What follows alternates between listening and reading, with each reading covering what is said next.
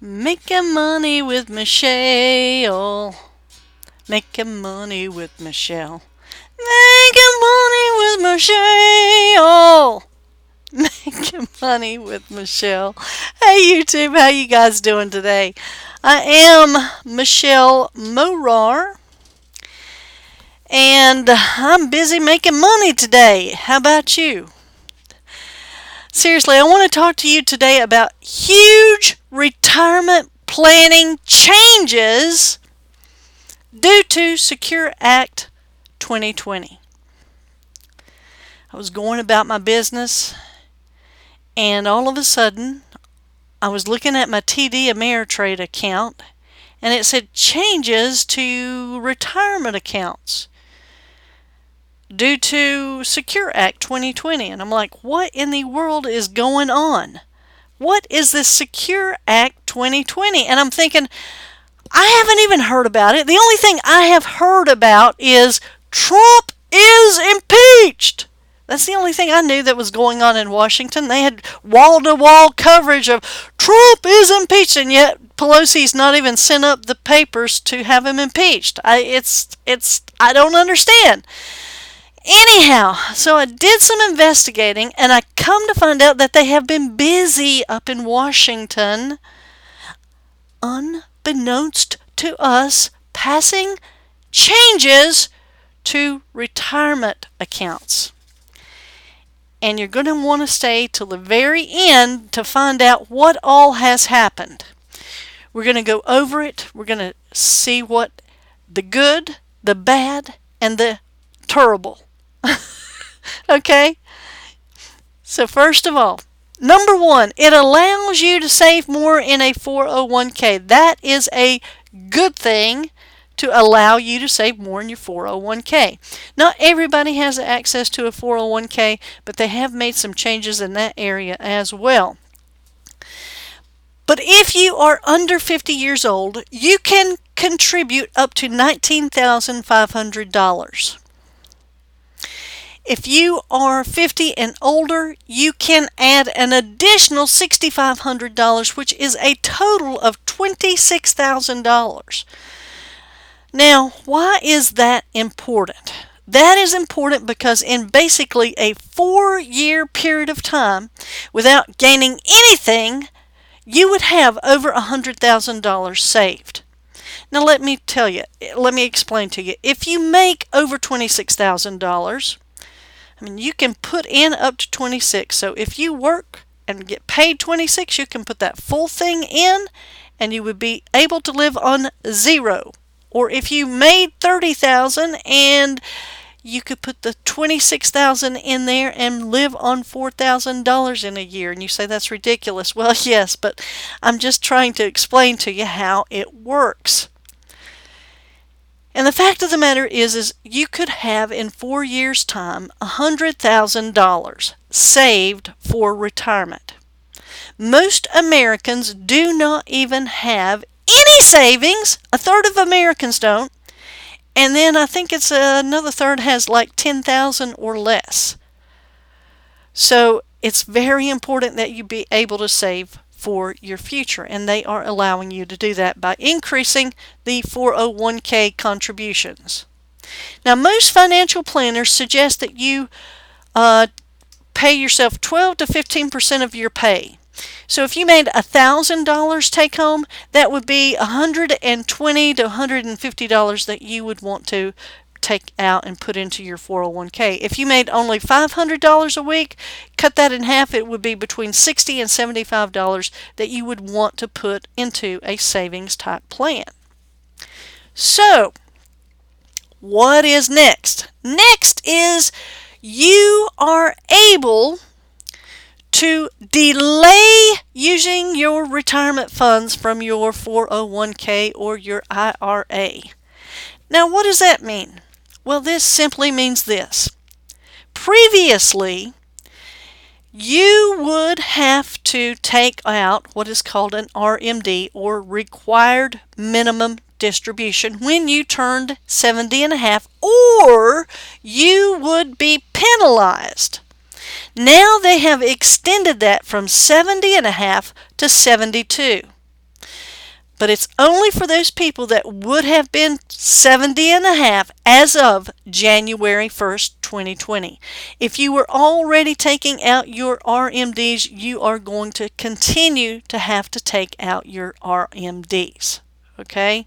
I hope that is clear. If you do have questions, comment in the comments section below and say, I don't really understand it, and I will try to make it more clear for you and answer any questions that you might have. But that is a good thing, because more and more Americans are working longer, they're living longer, and they have not saved as much money, so they need to allow that money to compound with those extra year and a half. They have also done this, and this is a very good thing. There are people, like I said, that are working later and later. They're into their 70s and they're working. And now you can fund a traditional IRA after 70 as long as you have earned income. If you have earned income, then you can contribute to an IRA. Now, why is that important? That is important. First of all, if you're contributing to a traditional IRA, you can reduce your taxes. Second, you can be saving for your future. So, those are all very important things.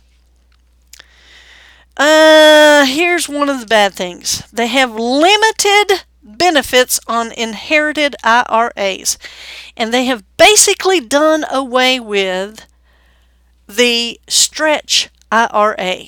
There is no more stretch IRA.